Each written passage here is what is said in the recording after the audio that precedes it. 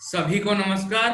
आज हम लोकगीत का अगला भाग देखेंगे कि देखिए, अनंत संख्या अपने देश में स्त्रियों के गीतों की है तो ये गीत भी लोकगीत ही, पर अधिकतर इन्हें औरतें ही गाती हैं। इन्हें सिरस्ती भी अधिकतर वही है। वैसे मर्द रचने वालों या गाने वालों की भी कमी नहीं है, पर इन गीतों का संबंध विशेषतः स्त्रियों से है। इस दृष्टि से भारत इस दिशा में सभी देशों से भिन्न है, क्योंकि संसार के अन्य देशों में स्त्रियों के अपने गीत मर्दों या जनगीतों से अलग और भिन्न नहीं है, मिले जुले ही हैं। अब इसका अर्थ देखिए, अनंत संख्या अपने देशों में स्त्रियों के गीतों की है, यानी जितने भी लोकगीत हमारे देश में हैं, उन लोकगीतों में से अधिक लोकगीत स्त्रियों से संबंधित लोकगीत ही अधिक हैं तो ये गीत भी लोकगीत ही, पर अधिकतर इन्हें औरतें ही गाती है। बहुत सारे लोकगीत हैं, मगर इन्हें अधिक से अधिक गाने वाली कौन है? औरतें ही, यानी स्त्रियां ही इन्हें गाती हैं। इन्हें सिरस्ती भी अधिकतर वही हैं। सिरजना यानी रचना करना, लोकगीतों की रचना करने वाले भी स्त्री ही है। और वैसे मर्द रचने वालों या गाने वालों की भी कमी नहीं है, पर इन गीतों का संबंध अधिकतर स्त्रियों से ही है। इस दृष्टि से भारत इस दिशा में सभी देशों से भिन्न है। कि क्यों भिन्न है? क्योंकि संसार के अन्य देशों में स्त्रियों के गीत अलग नहीं है। मर्दों और जनगीतों और स्त्रियों के गीत मिलकर है। इन तीनों विषयों को मिलाकर ये जो है लोकगीत है, यानी मर्दों से संबंधित, जनगीतों से संबंधित और स्त्रियों से संबंधित गीत पूरे मिले जुले रहते हैं। मगर यहाँ हमारे भारत देश में अधिक से अधिक जो है लोकगीतों में अधिक गीत जो है स्त्रियों से संबंधित गीत ही है। తెలుగులో చూడండి, అనంత సంఖ్య अपने देश में स्त्रियों के गीत ही हैं అంటే జానపద గీతాల్లో ఎక్కువ మటుకు స్త్రీలకు సంబంధించిన గీతాలు పాటలు ఉన్నాయి। है तो ये गीत भी लोकगीत ही, पर अधिकतर इन्हें औरतें ही गाती है। ఉన్న జానపదాలలో ఎక్కువగా జానపద గీతాలు పాడేది స్త్రీలు మాత్రమే। इन्हें सिरस्ती भी अधिकतर वही है। సిరజ్న అంటే రచించడం, రాయడం। ఈ పాటలను ఎక్కువగా రాసేది ఎవరు అంటే స్త్రీలే। वैसे मर्द रचने वालों या गाने वालों की भी कमी नहीं है। పురుషులు కూడా ఎక్కువ మటుకు ఈ పాటలను రాస్తూ ఉంటారు, పాడుతూ ఉంటారు। पर इन गीतों का संबंध विशेषतः स्त्री से है। కానీ ఈ పాటల యొక్క సంబంధము కేవలం స్త్రీలతో మాత్రమే ఎక్కువగా ఉంటుంది। इस दृष्टि से भारत इस दिशा में सभी देशों से भिन्न है, क्योंकि संसार के अन्य देशों में स्त्रियों के अपने गीत मर्दों या जनगीतों से अलग और भिन्न नहीं है, मिले जुले ही हैं। ప్రపంచంలో ఉన్నటువంటి మిగతా దేశాల్లో ఏవైతే జానపద గీతాలు ప్రాచుర్యంలో ఉన్నాయో, ఆ జానపద గీతాల్లో విషయం ఏదైతే ఉందో, జానపద గీతాల యొక్క విషయము ఏదైతే ఉందో, ఆ విషయము స్త్రీలకు సంబంధించి, పురుషులకు సంబంధించి, మరియు అక్కడ స్థానియ ఉత్సవాలు కానీ పరిస్థితులు కానీ వాటికి అనుగుణంగా పాటలు ఉన్నాయి। కానీ కేవలం స్త్రీలకు సంబంధించినటువంటి పాటలు భారతదేశంలో మాత్రమే కనిపిస్తాయి। एक विशेष बात यह है कि नारियों के गाने साधारणतः अकेले नहीं गाए जाते हैं, दल बांधकर गाए जाते हैं। एक विशेष बात, एक ध्यान देने वाली बात यह है कि नारियों के यानी स्त्रियों के जितने भी गीत है वे सभी गीत साधारणतया यानी साधारण रूप से अकेले यानी एक ही औरत, एक ही स्त्री उन्हें नहीं गाती है, क्योंकि जितने भी हमारे भारत देश में लोकगीत जो स्त्रियों से संबंधित है वे दल बांधकर गाए जाने वाले गीत हैं। अनेक कंठ एक साथ फूटते हैं, यद्यपि अधिकतर उनमें मेल नहीं होता, फिर भी त्योहारों और शुभ अवसरों पर वे बहुत ही भले गाते लगते हैं। अनेक कंठ एक साथ फूटते हैं यानी अनेक कंठ यानी अनेक स्त्रियां एक साथ गाती हैं, यद्यपि अधिकतर उनमें मेल नहीं होता है, क्योंकि यह शास्त्रीय संगीत नहीं है जो अभ्यास के द्वारा बिल्कुल मधुर में गाएं। ये तो लोकगीत है, तो अधिकतर स्त्रियों के लिए ये जो है गाते गाते उन्हें जो है वे जो है सीखते हैं, तो इसीलिए जैसे शास्त्रीय संगीत जैसे ये जो है अभ्यास नहीं करते हैं, फिर भी त्योहारों और शुभ अवसरों पर वे बहुत ही मधुर रूप से गाने लगती हैं औरतें। गांव और नगरों में भी गायिकाएं भी होती हैं जो विवाह जन्म आदि के अवसर पर गाने के लिए बुला ली जाती है। तो गांवों और नगरों में कुछ प्रत्येक रूप से गायिकाएं होती हैं और उन्हें विवाह और जन्म आदि अवसरों पर बुला लिया जाता है गाने के लिए, गाने गाने के लिए। सभी ऋतुओं में स्त्रियां उल्लासित होकर दल बांधकर गाती है। सभी ऋतुओं में हमारे यहाँ जितने भी ऋतु है उन ऋतुओं में स्त्रियां उल्लासित होकर यानी खुश होकर दल बांधकर समूह में गाती है, दल बांधकर यानी समूह में गाती है। पर होली, बरसात की कजरी आदि तो उनकी अपनी चीज है जो सुनते ही बनती है, मगर जो प्रत्येक रूप से हम यहाँ भारत देश में होली और बरसात की कजरी जो मनाते हैं उन संदर्भों में स्त्रियों की आवाज अलग ही होती है, वे गाने अलग ही होते हैं। पूरब की बोलियों में अधिकतर मैथिल कोकिल विद्यापति के गीत गाए जाते हैं। पूरब की बोलियों में यानी पूरब दिशा की जो भाषाएं हैं उन भाषाओं में अधिकतर मैथिल कोकिल कहे जाने वाले जो विद्यापति है उनके गीत गाए जाते हैं। पर सारे देश के कश्मीर से कन्याकुमारी तक, कठियावाड़, गुजरात, राजस्थान से उड़ीसा, आंध्र तक अपने अपने विद्यापति है। इसका तात्पर्य यह है कि कश्मीर से लेकर कन्याकुमारी तक जो भारत देश के स्थान हैं और कठियावाड़, गुजरात, राजस्थान से लेकर उड़ीसा और आंध्र तक अपने अपने विद्यापति है। अपने अपने विद्यापति होने का मतलब यह होता है कि अपने अपने स्थानीय महान गीतकार भी हैं, लोक गीतकार भी हैं।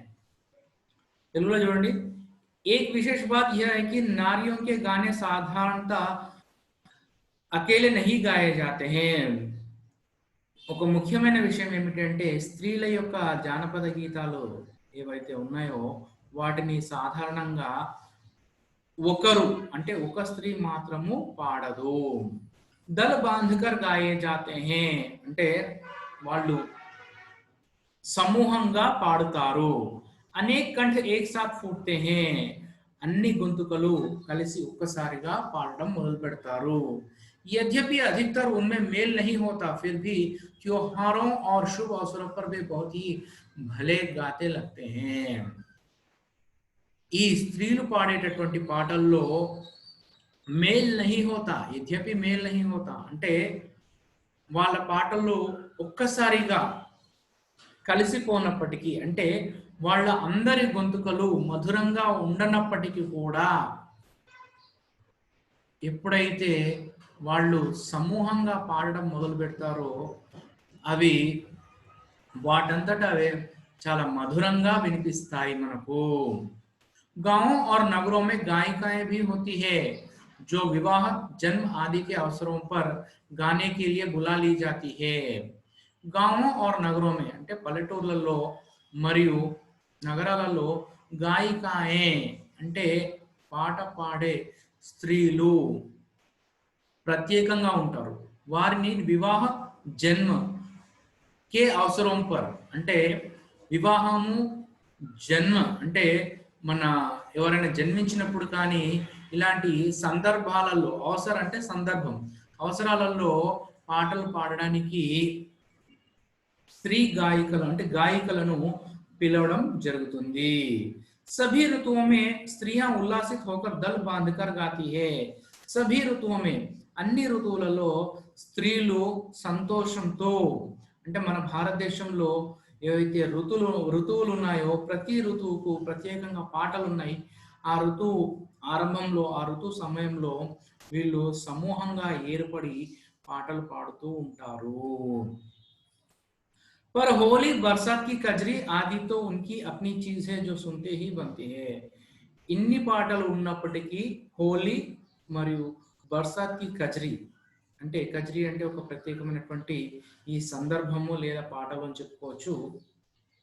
ఈ పాటలు వీటి యొక్క సందర్భానుసారంగా సున్తే హీ బంతి హే అంటే ఈ పాటలు విన్నప్పుడు ఎంతో మధురంగా ఉంటాయి। पूरब की बोलियों में अधिकतर मैथिल कोकिल विद्यापति के गीत ही गाए जाते हैं।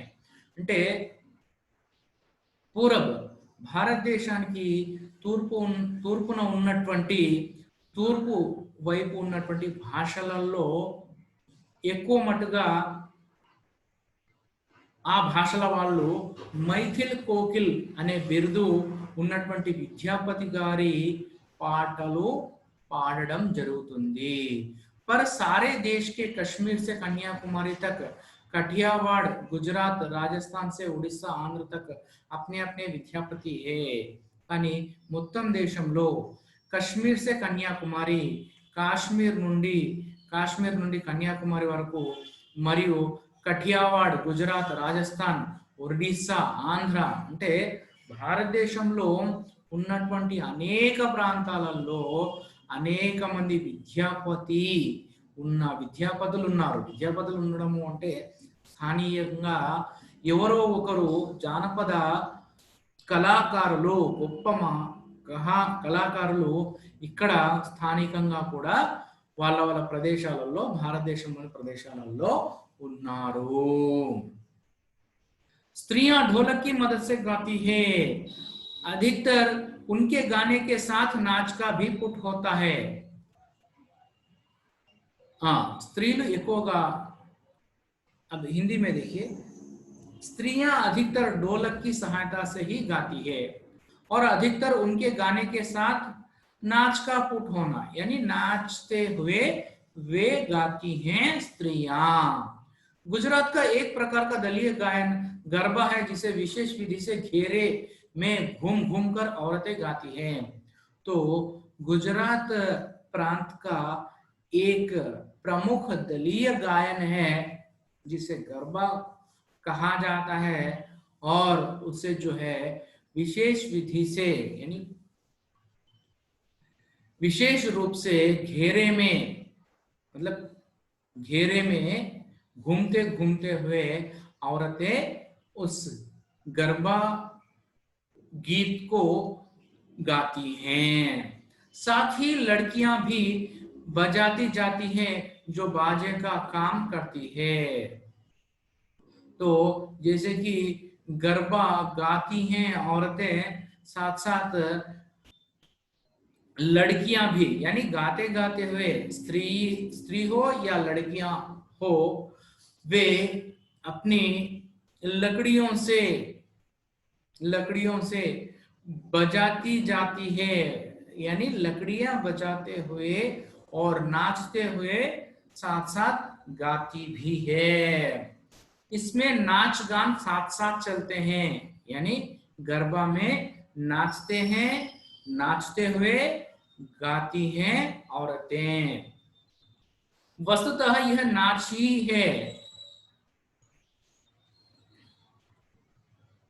जो गरबा है वह एक प्रकार का नृत्य ही है। सभी प्रांतों में यह लोकप्रिय हो चला है, यानी अभी हाल में ये जो गरबा है यह सारे संसार में जो है लोकप्रिय बन गया, यानी सारे संसार में ये जो गरबा नृत्य है यह फैल चुका है। इसी प्रकार होली के अवसर पर ब्रज में रसिया चलता है, जिससे दल के दल लोग गाते हैं, स्त्रियां विशेष तौर पर। इसी प्रकार होली के अवसर पर ब्रज में, यानी होली त्योहार के संदर्भ में ब्रज प्रांत में रसिया चलता है, यानी रसिया जो है नृत्य है या जो लोकगीत है वह भी अधिकतर यहाँ गाते हैं, जिसे दल दल के लोग गाते हैं, यानी इसे भी दलों के रूप में गाते हैं, यानी दल बनाकर गाते हैं। और विशेष रूप से स्त्रियां, తెలుగులో చూడండి, స్త్రీయా ढोलक की मदद से गाती हैं, స్త్రీలు ढोल सहायंతో పాడుతారు। अधिकतर उनके गाने के साथ नाच का भी पुट होता है। ఎక్కువ మటుకుగా వాళ్ళు నృత్యం చేస్తూ పాడుతూ ఉంటారు। गुजरात का एक प्रकार का दलीय गायन गरबा है, जिसे विशेष विधि से घेरे में घूम घूम कर औरतें गाती हैं। గుజరాత్ లో ఒక ప్రత్యేకమైనటువంటి ఒక కళ ఉంది। ఏమి కళ? అది గర్బా అనే కళ ఉంది।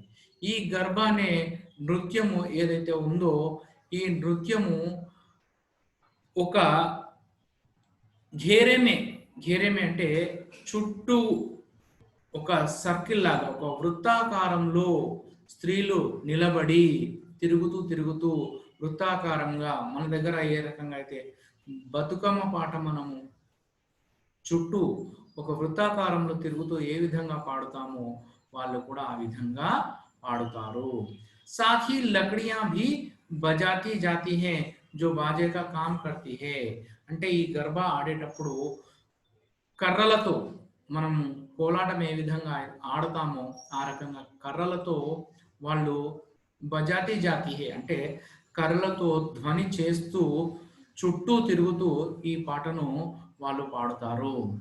इसमें नाच गान साथ साथ चलते हैं, అంటే ఈ యొక్క గర్బాలో నృత్యము మరియు పాట, అంటే నృత్యం చేస్తూ ఆ కర్రలతో ధ్వని చేస్తూ పాట పాడుతూ ఈ గర్భాను వాళ్ళు పాడతారు। वस्तुतः यह नाच ही है, సాధారణంగా ఇది నృత్యమే। सभी प्रांतों में यह लोकप्रिय हो चला है, కానీ ఈ గర్బా ఏదైతే ఉందో ఇది ప్రస్తుతము భారతదేశం మొత్తము మరి ప్రపంచం మొత్తం కూడా విస్తరించి అందరూ కూడా అనుకరించడం జరుగుతూ ఉన్నది ప్రస్తుత రోజులలో। इसी प्रकार होली के अवसर पर ब्रज में रसिया चलता है। ఇదే విధంగా హోలీ పండగ సందర్భంలో బ్రజ్ అనే ప్రాంతంలో రసియా అనే ఒక పాట లేదా ఒక కళ అనేది అక్కడ వాళ్ళు సంప్రదాయంగా కొనసాగిస్తూ వస్తున్నారు। जिसे दल के दल लोग गाते हैं। ఈ రసియా ఏదైతే ఉందో దీన్ని కూడా దల్ కే దల్ లోగ్ అంటే సమూహంగా పాడడం జరుగుతుంది। స్త్రియా విశేష తౌర్ పర్, స్త్రీలు ముఖ్యంగా ఈ రసియా అనే కళను కొనసాగిస్తారు, పాడుతారు లేదా నృత్యం చేస్తారు। गांव के गीतों के वास्तव में अनंत प्रकार है। गांव के गीतों के वास्तव में अनंत प्रकार है, यानी गांव के जो लोकगीत है ये जो है अनेक प्रकार के हैं, अनेक संदर्भों के हैं। जीवन जहां इठला इठला कर लहराता है वहां भला आनंद के स्रोतों की कमी हो सकती है। उद्दाम जीवन के ही वहां अनंत संख्यक गाने प्रतीक है। तो देखिए गांव के गीत, गांव के गीतों के वास्तव में अनेक प्रकार है, यानी गांव के गीत जो है अनेक प्रकार के हैं। और जीवन जहां इठला इठला कर लहराता है वहां आनंद के स्रोतों की कमी क्या है। इसका अर्थ क्या है कि अगर जो भी व्यक्ति अपना जीवन को खुशमय आनंदमय बनाना चाहता है तो वहां स्रोतों की कोई कमी नहीं होती है। और देखिए उद्दाम जीवन के वही जो है अनंत संख्या गाने प्रतीक है। उद्दाम का अर्थ होता है कि असाधारण जीवन के वहां अनंत संख्यक गाने प्रतीक है, यानी जो आनंदमय जीवन बिताना चाहता है उनके लिए असाधारण जीवन की कोई कमी नहीं होती है और असाधारण गीत भी आसानी से वे रच सकते हैं। गांव के गीतों के वास्तव में అనంత ప్రకార్ హే। దీని యొక్క అర్థము ఊరి యొక్క అంటే పల్లెటూరి యొక్క పాటలు అనేక రకాలైనటువంటి పాటలు ఉన్నాయి। జీవన్ జహాं ఇట్లా ఇట్లా కర్ లహరాతా హై వహాं భలా ఆనంద్ కే స్రోతం కి క్యా కమీ హోతీ హై। ఎక్కడైతే జీవితాన్ని మనం ఆనందమయంగా చేసుకోవాలనుకుంటున్నామో అక్కడ ఆనందానికి సంబంధించి స్రోత్ అంటే వనరులు తక్కువగా ఉండవు। అంటే ఏ మనిషి అయితే తన జీవితాన్ని ఆనందమయం చేసుకోవాలనుకుంటాడో అతడు అనేక రకాలైనటువంటి వనరులను, సంతోషానికి సంబంధించినటువంటి వనరులను అతడు సమకూర్చుకుంటాడు। उद्दाम जीवन के ही वहां के అనంత సంఖ్యక్ గానే ప్రతీక్ హే। అసాధారణమైన జీవితం గడపాలనుకున్న